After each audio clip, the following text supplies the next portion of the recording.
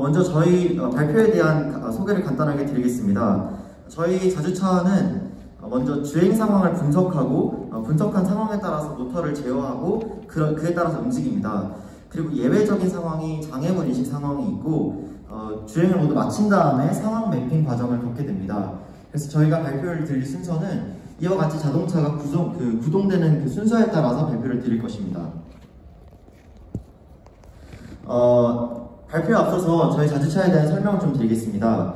저희 자주차는 앞에 서브 모터가 있고 뒤에 스텝 모터가 있으며 앞에 카메라 하나와 라이더 하나가 위치해 있습니다.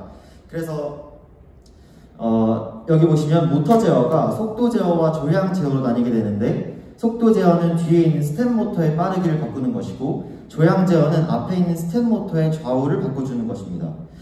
그 다음에 캐니 이미지와 그리드 분석 그리고 CNN 분석에 대해서는 차차 말씀드리겠습니다. 자주차는 왼쪽과 같은 사진을 수신하게 됩니다. 사실은 좀 더 왜곡된 이미지를 수신하지만 이것을 왜곡 처리하는 코드는 저희가 이미 제공받은 바가 있기 때문에 왜곡 처리된 이후의 사진을 캐니 이미지로 변환하는 것, 이것을 저희가 사전에 코드에서 수행되는 것을 받아서 실행했습니다. 캐니 이미지로 변환한 다음에는 그리드를 씌워줍니다. 초록색깔 선이 그리드인데 초록색깔 선과 캐니 이미지의 흰색 차선이 만나는 점들에 점을 찍게 됩니다. 자홍색깔 점들은 V값을 의미하는데 각각 왼쪽에서부터 오른쪽까지 V0에서부터 V6을 나타내고 아래서부터 위의 길이를 기준으로 0에서부터 255까지의 수치를 나타내게 됩니다. L값과 R값은 가운데 점 빨간 선을 기준으로 왼쪽에 있는 노란색 점 3개와 오른쪽에 있는 노란색 점 3개를 위에서부터 L0, L1, L2 이 순서로 나타내게 되고요. 각각 중앙에서부터 떨어진 정도를 0에서 325, 0에서 316의 수치로 나타내는 그런 수치입니다. 다음으로 저희 자주차가 주행하게 되는 도로에 대해서 말씀드리겠습니다. 자주차는 다음과 같은 7가지 도로를 주행한다고 가정하고 저희는 논문을 작성했습니다. 스트레이트, 레프트 놈, 라이트 놈, 라이트 90, 레프트 90, 그리고 데드엔드와 티턴과 같은 특수 상황입니다. 그래서 캐니 이미지와 그리드 또는 CNN 분석 방식은 앞서 그 7가지 주행 트랙을 자주차가 분류하는 방식이다라고 보시면 되겠습니다. 먼저 그리드를 활용하기 위해서 저희는 몇 가지 새로운 변수들을 정의했습니다. V0부터 V2까지 왼쪽에 있는 V값 3개는 VL로 지정을 했고요. 오른쪽에 있는 V값 3개는 VR로 지정했으며 각각 왼쪽의 최대값, 오른쪽의 최대값을 VRmax, VRmax 그리고 평균을 구해서 VRaverage, VRaverage 하는 변수를 저희가 만들었고 이후 코드에서 사용하였습니다. 그러면 지금부터 7가지 주행 상황을 자주차가 그리드 방식을 통해서 어떻게 분류하는지 저희 알고리즘을 소개해드리겠습니다. 먼저 데드엔드입니다. 데드엔드는 보시는 바와 같이 R2 값과 L2 값이 감지되지 않고 VRaverage 빼기 V3, VRaverage 빼기 V3이 매우 작은 것을 활용했습니다. 근데 이때 매우 작다는 것의 기준을 저희는 실험적으로 얻은 데이터를 기반으로 해서 설정하였기 때문에 거기에 대한 신뢰성이 좀 떨어질 수 있어서 논문에는 아이디어와 알고리즘만 제시하고 구체적인 수치는 저희가 사실 제시하지 않았습니다. 그 다음에 T-턴 방식입니다. T-턴 방식은 자주차가 밑에서부터 위로 진입하는 T-턴 라이트가 있고 위에서부터 아래로 진입하는 T-턴 레프트 상황이 있습니다. 이때 저희는 T-턴 라이트 상황을 기준으로 설명을 드릴 것인데요. T-턴 라이트는 오른쪽 위에 있는 이 차선에 V4, V5, V6 값이 걸리게 됩니다. 그래서 그때의 평균값이 V5보다 크거나 같게 된다면 오른쪽 T-턴이다 라고 인식을 해줬고 이 값이 사실은 스트레이트에도 같이 만족을 하기 때문에 다르게 추가적인 조건문을 설정해서 구분을 해주었습니다. 다음은 스트레이트 상황입니다. 스트레이트 상황은 앞서 데드엔드와 티턴 상황이 아니고 VLmin, 이 VRmax보다 작거나 같고 VLmax가 VRmin보다 크거나 같은 상황을 정의했습니다. 레프트하고 라이트는 마찬가지로 VLmin과 VRmax를 이용해서 사용해 주었습니다.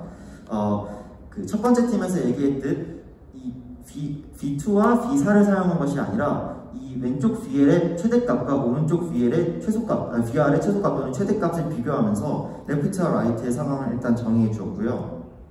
그 다음에 곡선 상황을 분석하기 위해서 이때는 V2 빼기 V4의 값을 이용했습니다. 이것이 크면 norm 상황이고 작으면 90 상황으로 해서 right 90 또는 right norm 상황을 정의해 주었습니다. 근데 이러한 그리드 방식은 실제로 저희가 대회에서 사용해본 바 대상을 받을 정도로 아주 우수한 성능을 자랑했지만 실험실에서 이걸 실험을 해봤을 때는 다음과 같이 잘못된 케이스를 출력하는 경우가 존재했습니다. 그 이유는 격자점을 이용했기 때문인데요. 보시는 바와 같이 차선 중간에 갭이 생기게 되면 빗값들이 잘못 찍히게 되고 스트레이트로 판명되어야 할 경우가 라이트 90으로 판단될 수 있으며 오른쪽에서는 레프트로 판단되어야 하지만 스트레이트로 판단되는 경우를 보실 수가 있습니다. 대회와 같은 상황에서는 이 오른쪽에 추가적인 검은 색깔 라인을 깔고 조도 환경을 통제해서 이런 상황들이 발생하지 않도록 하였지만 사실 이것들이 실제 주행 상황을 가정하고 한다면 문제가 될 염려가 있기 때문에 저희는 이것을 보완할 필요가 있다고 느꼈습니다. 그래서 대상 수상을 했던 그 코드에서 좀 더 앞서 나간 코드를 만들기 위해서 CNN을 탑재했고 이제 민준이가 그거에 대해서 설명해 주겠습니다.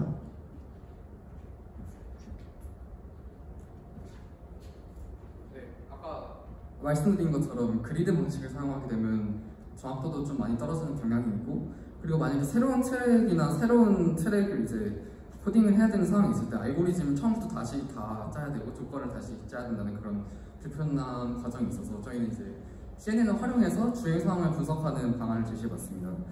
먼저 CNN에 대해서 간단하게 설명을 드리겠습니다. CNN 같은 경우에는 처음에 제공되는 이미지의 컨볼루션 레이어를 씌워서 어떤 필터를 거친 다음에 이거를 피처 맵에 표시하는 방식으로 이제 진행이 되고 사실 이 과정에서는 이 이미지가 갖고 있는 어떤 특징 같은 거를 이제 어떻게 뽑아낼 수 있는가라는 아이디어에서 이제 사용을 하게 되는 것이고 컨볼루션 레이어 같은 경우에도 활성화 함수 같은 것을 사용하게 되는데 저희 연구에서는 렐루 함수를 사용했습니다.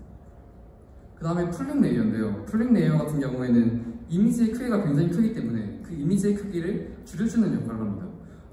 저희 연구 같은 경우에는 맥스 풀링을 사용했는데요. 그 이유는 조금 뒤에서 설명드리도록 하겠습니다. 네, 이렇게 컨볼루션 레이어와 풀링 레이어를 거친 CNN 인공신경망에서는 그 다음에는 fully connected dense 레이어에 이제 이 노드들을 넣어주게 되고 이 fully connected dense 레이어는 퍼셉트론을 기반으로 작동을 하게 되는데요. 각각의 인풋 값에 대해서 가중치를 부여하고 그것을 어떤 미선형적인 이제 활성화 함수에 대입해주는 방식으로 진행이 되게 됩니다. 그래서 저희는 컨볼루션 레이어의 경우에는 모든 활성화 함수는 렐루를 사용했고 덴스 레이어의 경우에는 저희가 덴스 레이어가 총 3개였는데 첫 번째랑 두 번째 덴스 레이어의 경우에는 렐루를 사용하고 마지막엔 저희가 시그모이드 함수를 사용했는데 그거는 조금 뒤에서 다시 설명드리도록 하겠습니다. 네.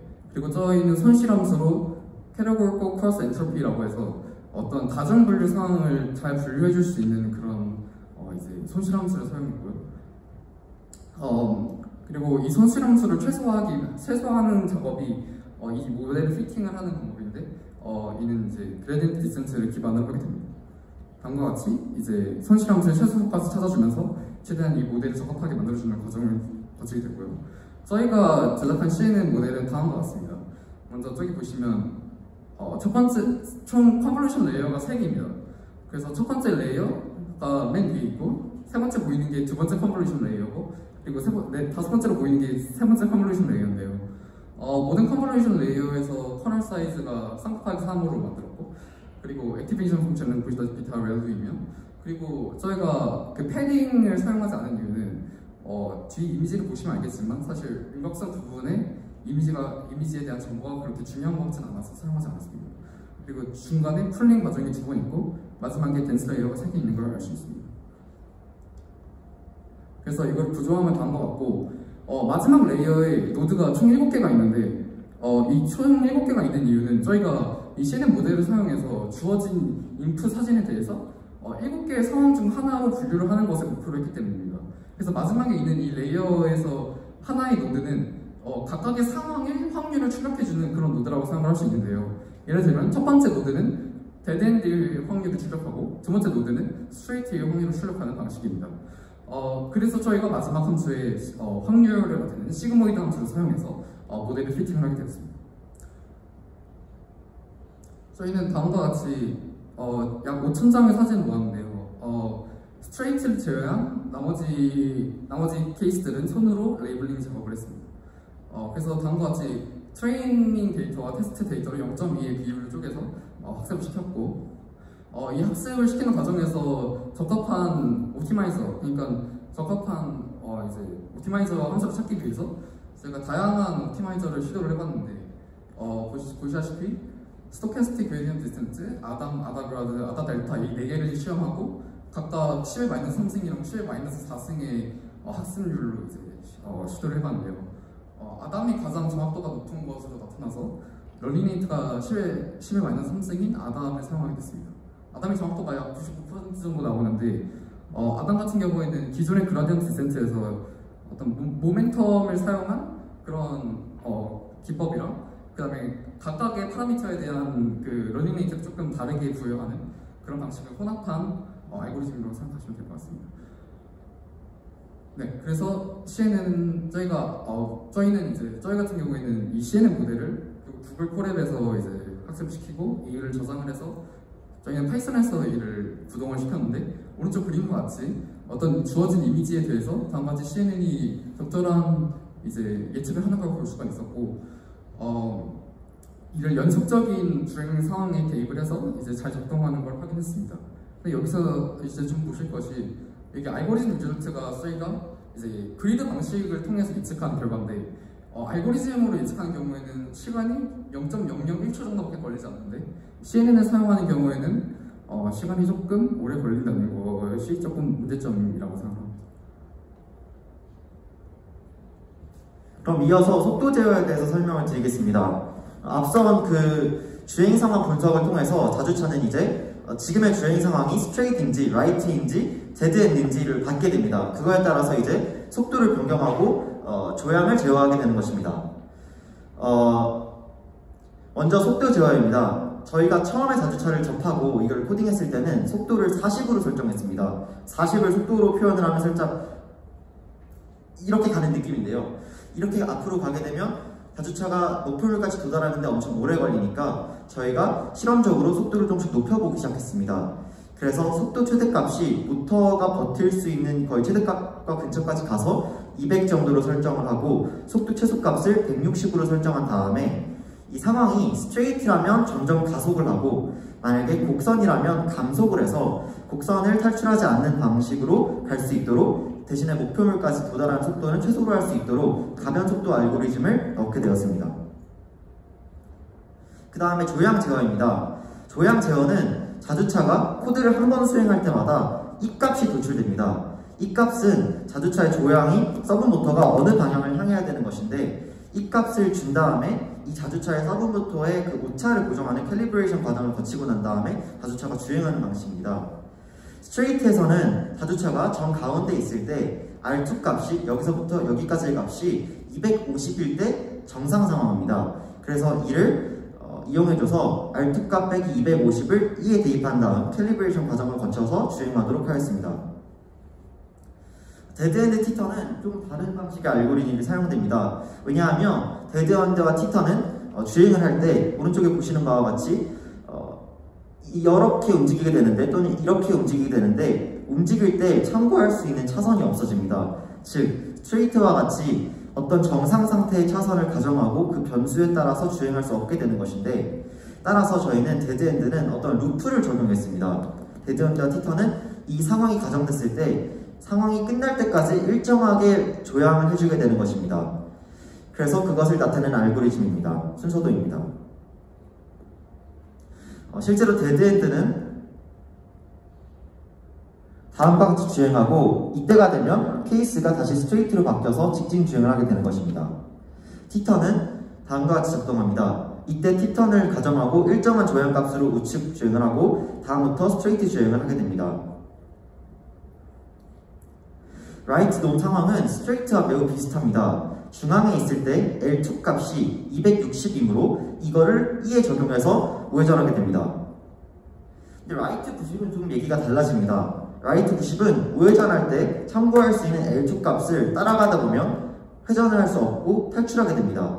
따라서 이때는 처음부터 회전 반경을 크게 해서 L2 빼기 70을 가정하고 팍 꺾어주었습니다. 레프트는 라이트 방법과 모두 동일하게 작성되었습니다. 근데 보시는 바와 같이 다른 코드와 다른 이 라이트 90 상황은 저희가 임의로 설정한 방식을 따라갑니다. 이는 당시에 속도가 변경되게 되면 곡선을 제대로 운전하지 못하는 경우가 발생할 수 있고 굉장히 위험한 방식이라고 생각했기 때문에 이를 좀 더 수치적으로 변수를 적용해서 보조할 수단이 있어야 되겠다고 느꼈습니다. 그래서 그것이 근사주행 보조 방식입니다.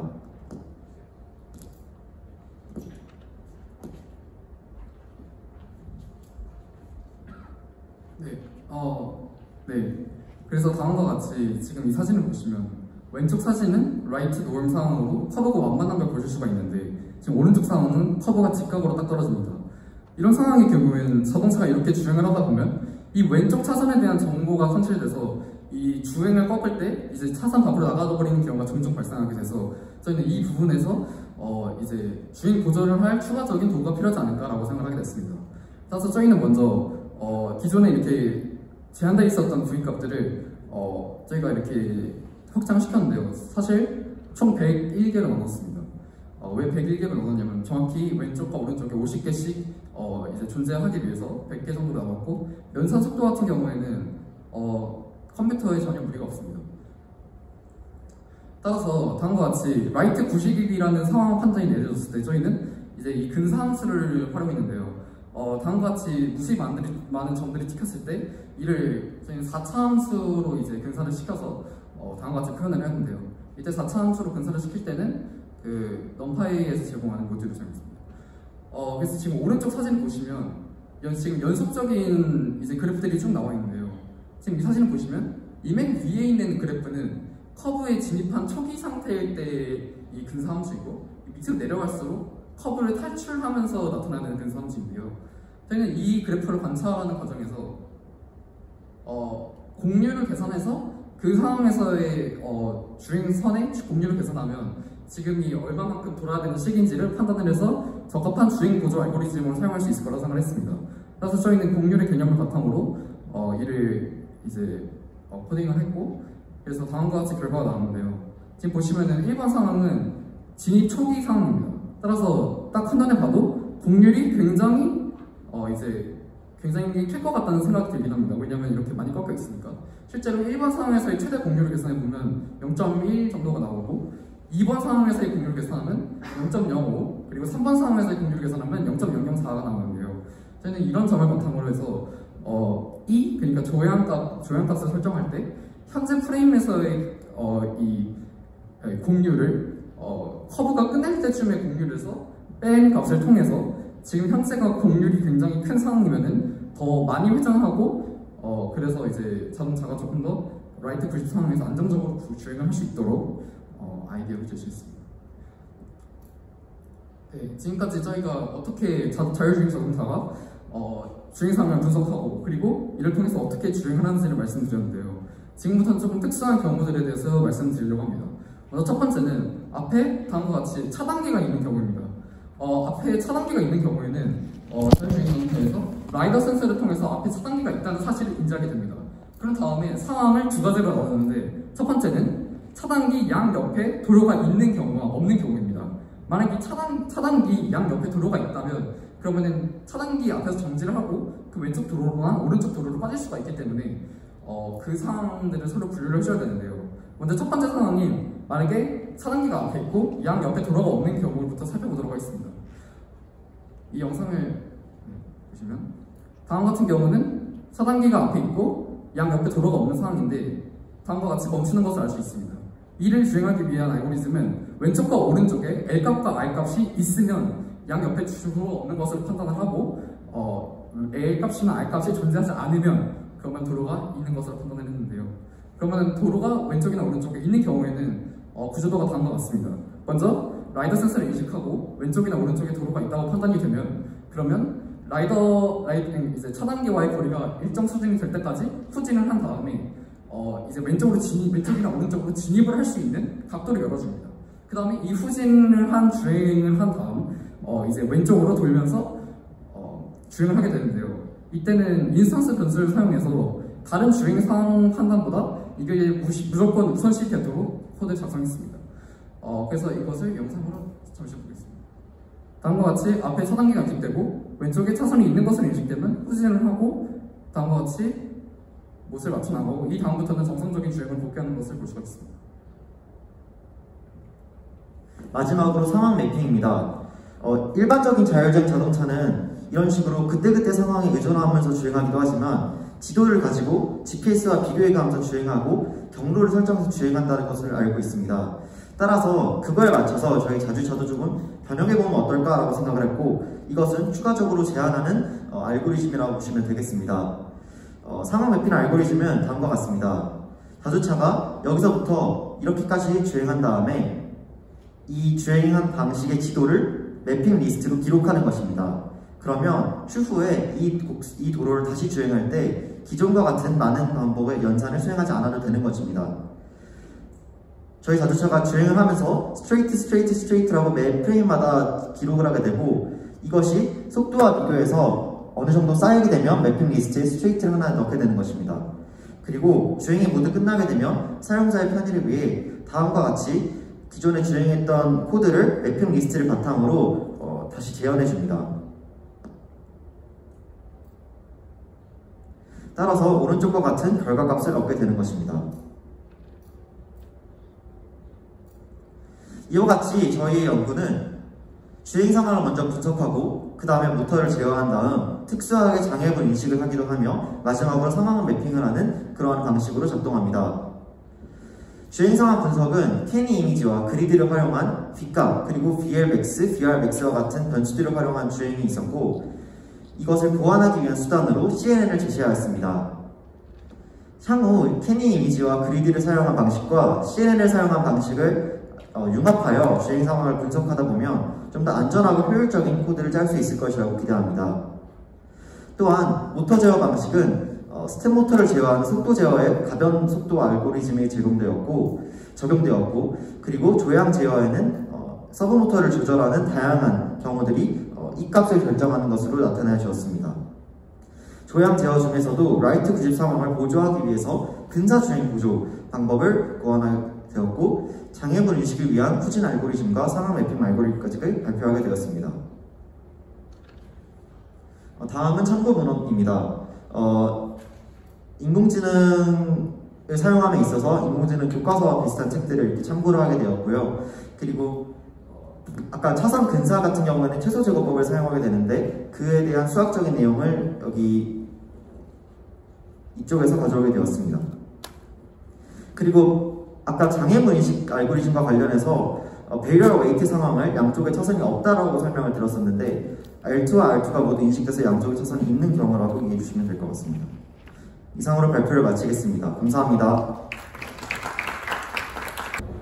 지도 생성했다는 사실도 중요하지만 중요한 거는 본인이 제어를 하고 지나간 도로에 대한 누적된 데이터를 어떻게 해서든 활용해 보려고 했다는 노력이 저는 굉장히 고무적이라고 생각하거든요. 실제로 현업에서도 지금 맞닥뜨린 상황뿐만 아니라 지나간 도로에 대한 데이터가 그 현장에서의 누적된 데이터를 통해서 앞으로 더 활용할 수 있는 그런 부분도 있어요. 그래서 그런 부분은 좀 되게 독창적이고 내용 자체보다도 그렇게 의도했다는 것 자체는 굉장히 저는 높게 생각을 하고 그리고 이 논문하고 이 프레젠테이션 자료 만드는데 혹시 뭐 조언을 해주거나 지도를 해주신 분이 있잖아요? 아니요, 전부 혼자 했는데요. 좀 오래 걸렸습니다. 그 한림원에서 제공되는 논문 가이드라인이 있었습니다. 네. 그래서 논문 가이드라인 따라서 작성했습니다. 세 분이서 이 논문 작성과 프레젠테이션 직접 하셨다는 거죠? 네.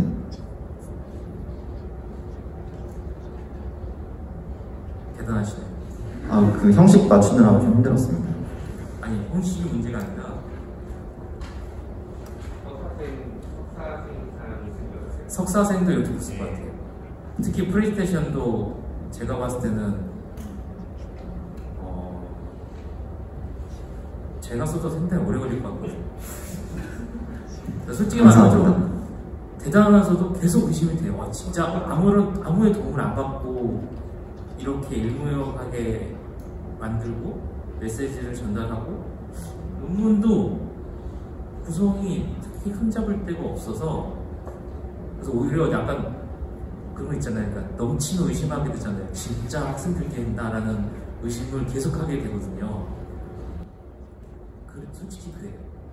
저희 학교가 특히나 기숙사 학교라서 어떤 외부의 도움을 받을 수 있는 상황도 아닐 뿐더러 제가 이러한 방식의 발표는 전에 해본 적이 있었어서 전에 했던 걸 바탕으로 좀 참고해가면서 발표 자료를 제작을 했었고요. 논문 작성도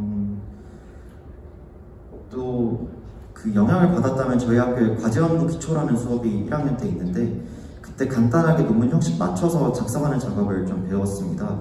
그래서 그때 했던 걸 바탕으로 좀 더 잘 쓸 수 있지 않았나 생각하고요. 저희 논문을 시험 기간에도 거의 하루에 2시간씩 계속 써가면서 수정하고 계속 했던 거라서 그래서 더 잘 정리되게 느껴졌던 것 같습니다. 정말 많은 시간을 쏟아부었습니다.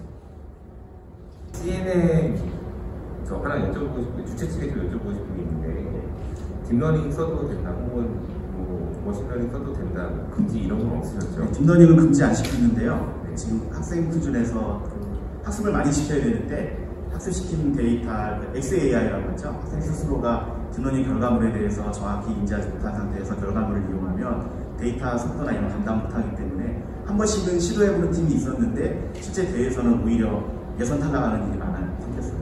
이 학생들 같은 경우는 저희가 그리드도 반드시 그걸 깨면 안 된다고 한 거고요. 되도록이면 그 안에서 해라. 이것도 가능한 기술이지만 지금 라즈베리파이나 노트북 수준에서는 어렵다. 이 정도로 알고 있거든요. 아, 네. 근데 쓰셨는데 그게 저 CNN 돌리는 게 라즈베리 파이에서 돌리셨어요? 아니면 노트북에서 혹은 컴퓨터에서 돌리고 결과만 전송해주셨어요? 그 CNN 설명에 앞서서 저희 자주차의 구동 방식에 대해서 좀 더 자세하게 설명을 드리자면 라즈베리파이는 어떠한 영상도 수행하지 않습니다.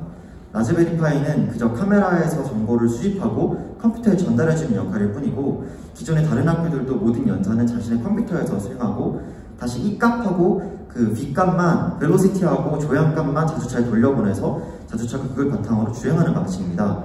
그 중에서도 CNN 학습을 위해서는 구글 콜라보레토리를 이용해서 따로 학습을 시키고 학습된 모델을 그냥 컴퓨터에서 실행하기만 했습니다.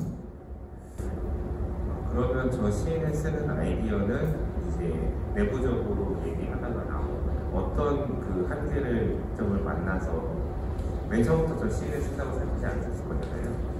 네, 그리드 방식을 이용해서 먼저 코딩을 모두 하고 대회까지 모두 마쳤습니다. 근데 그리드 방식이 명확한 한계점이 있었다는 걸 인식하고 있었기 때문에 이를 어떻게 보완할 수 있을까 고민을 했습니다. 근데 옆에 민준 친구가 1학년 때 CNN 독학을 좀 많이 했습니다. 그래서 인공지능 쪽에 관심이 많은 친구였고 그러다 보니까 자연스럽게 CNN을 활용하자는 아이디어를 내주었습니다. 그래서 CNN을 접목시켜서 하게 되었습니다. 데이터 만드는데 어느 정도 걸렸어요?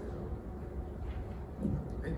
데이터 만드는데 어느 정도 걸렸어요? 저희가 사실 그 대회 준비를 하면서 저장해놨던 주행 영상이 되게 많아서 이미 있는 그 사진들을 보면서 이건 어떤 상황이다 분류하는 작업이 한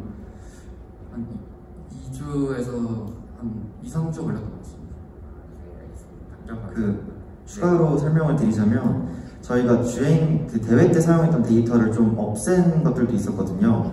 그래서 데이터를 더 모으기 위해서 저녁 시간에 20분씩 만나서 트랙을 넣고 자주차를 움직여가면서 데이터를 수집을 했었고요. 이것을 차선 부분만 ROI로 선택해서 자른 다음에 그것을 데이터로 사용했습니다. 네, 알겠습니다.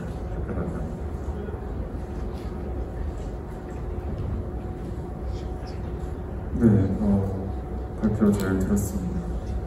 워낙 다들 극찬을 하셔서 저도 특별히 더 첨할 말은 없을 것 같고 내용 체계적으로 다 잘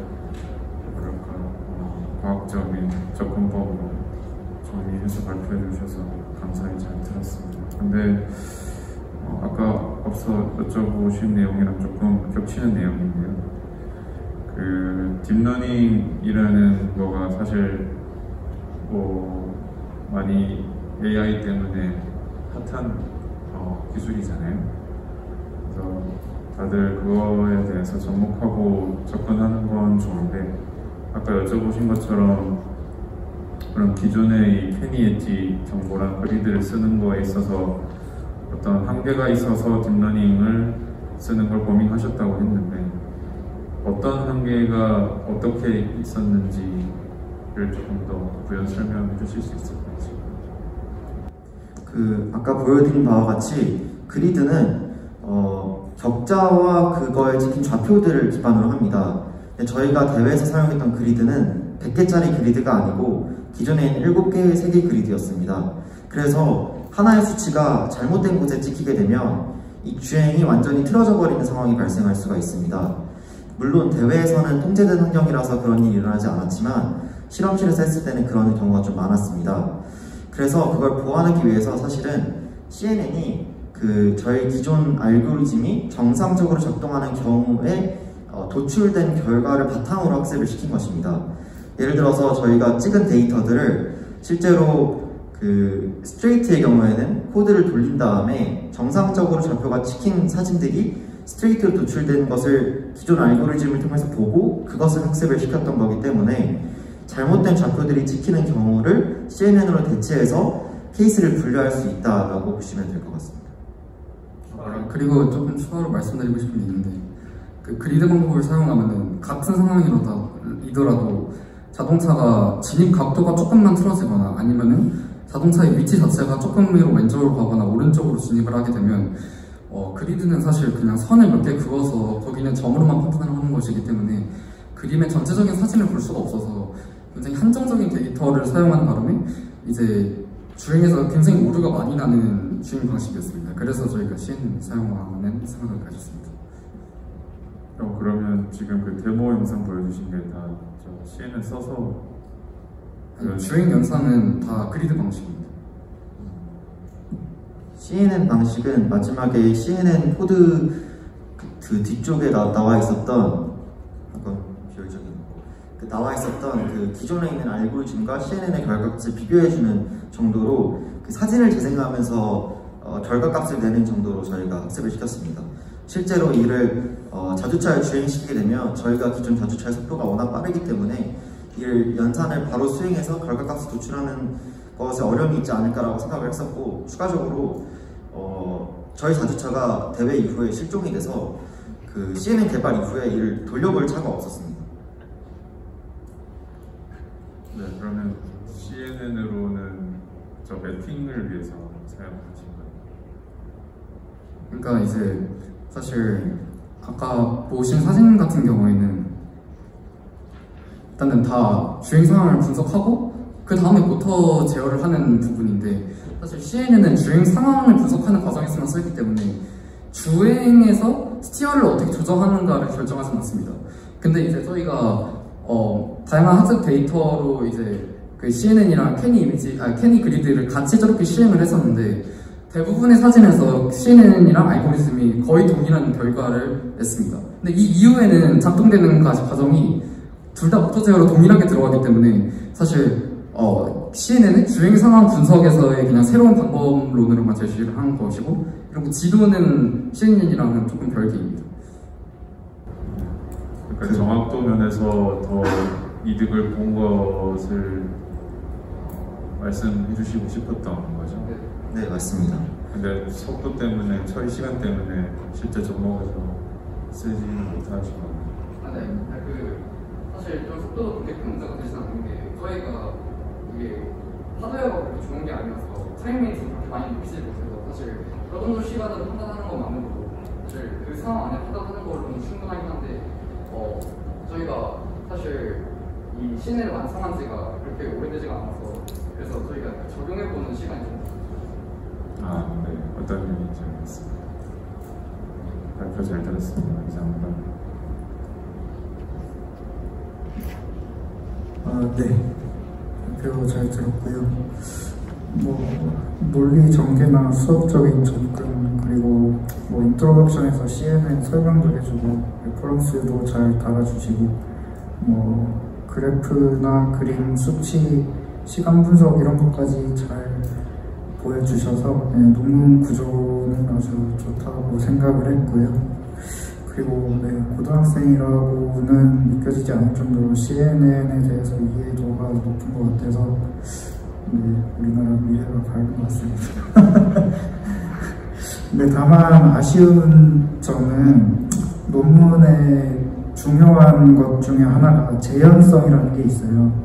재현성은 이제 누구나 이 논문을 보고 이걸 똑같이 따라 했을 때 같은 결과가 나와야 된다는 건데, 아까 발표 도중에 보니까 이 분류하는 스레시홀드에 대해서 뭐 공개를 하지 않았다라는 말씀을 하셨는데, 그거는 조금 아쉬운 부분인 것 같고요. 네, 그리고 논문을 볼 때 제가 봤었을 때는 이 트레이닝 데이터 자체를 어떤 알고리즘을 써서 정량적으로 분류를 자동으로 하셨다고 생각을 했는데, 사실 그게 자동으로 분류가 되면 굳이 CNN을 쓰지 않아도 되는 거잖아요. 근데 네, 그래서 뭐 발표하실 때는 CNN을 이제 접목한 이유를 잘 설명을 해주셨는데, 논문에서는 이 사용한 이유에 대해서 명확하게 나온 게 없어서 그것도 이제 안에 들어가 있었으면 좋겠다라는 생각을 했고요. 그리고 논문 보다 보니까 오버피팅에 대한 얘기가 있는데, 그거 같은 경우에는 조금 오류가 있는 것 같아서 이 트레이닝 셋이 아니라 테스트 셋이라고 쓰셔야 될 것 같은데, 네, 그거는 한번 확인을 해보시면 좋을 것 같고요.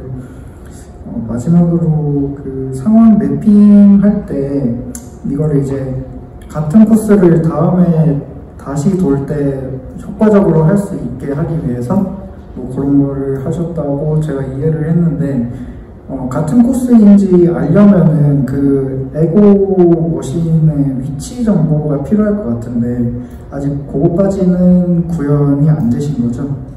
네, 알겠습니다. 네, 발표 잘 들었습니다.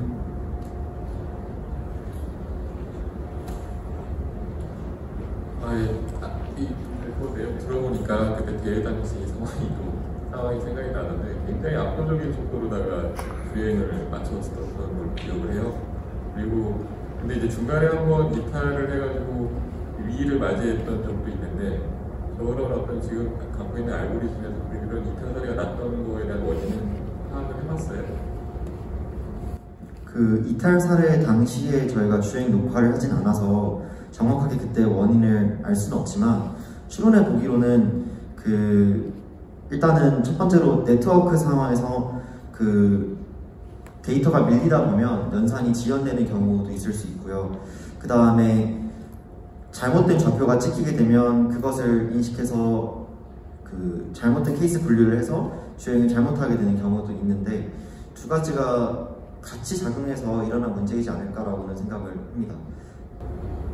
그래서 그때 대회가 좀 극적이었던 것 같은데, 하여튼 그때 제가 개인적으로 보면서 같은 장비를 소프트웨어 알고리즘 통해서 아주 퍼포먼스가 이렇게 낼 수 있구나라는 것들을 그때 느껴보였는데, 이런 훌륭한 물리적 배경들이나 기술을 써가지고 했구나라는 생각이 들어서 하여튼 잘 들었고 수고 많으셨습니다. 네, 감사합니다.